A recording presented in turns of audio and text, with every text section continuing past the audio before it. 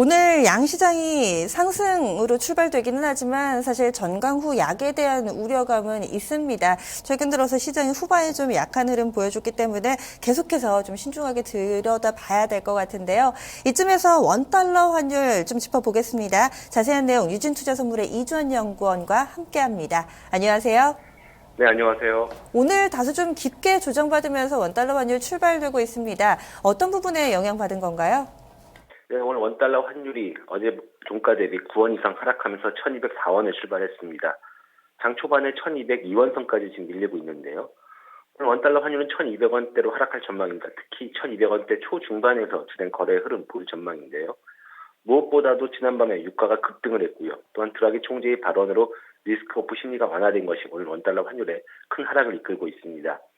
드라기 총재는 어제 22 통화정책 회의에서 통화정책을 동결했지만 다음 회의에서 재검토가 가능하다고 밝혔습니다. 22의 완화 기대에 그동안 아주 컸던 위험 회피 심리가 다소 완화가 됐습니다.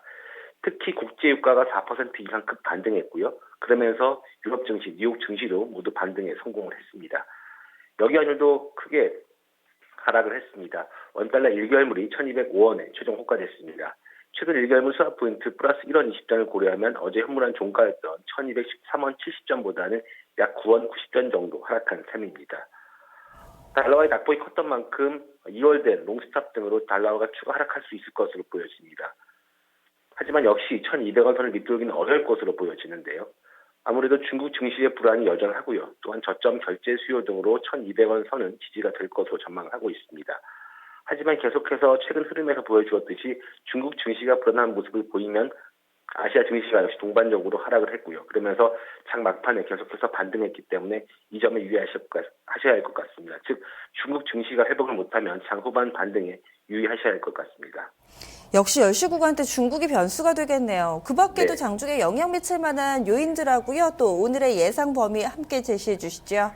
네, 역시 최근 환율의 움직임을 이끌고 있는 것은 아시아 전산 시장에서의 국제유가의 흐름 그리고 중국 증시의 움직임입니다. 현재 외국인들이 국내 유가증권 시장에서 연일 순매도에 나서고 있는데요. 어제도 순매도에 나서면서 34일째 순매도를 기록을 했습니다. 기록 갱신하는 모습이었는데요. 결국 중국 증시의 불안이 진정이 되느냐에 따라서 오늘 원달러 환율의 방향성도 결정이 될 것으로 보여집니다. 일단 1200원 선 초반대로 하락한 원달러 환율은 이 흐름을 계속해서 유지할 것으로 보여지는데요.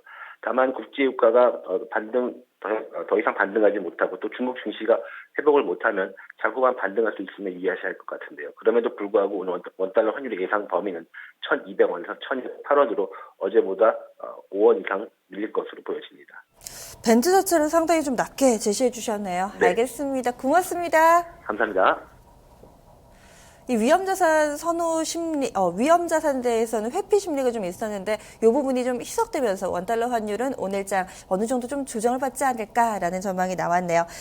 오늘 환율 동향 유진투자선물의 이주원 연구원과 함께했습니다.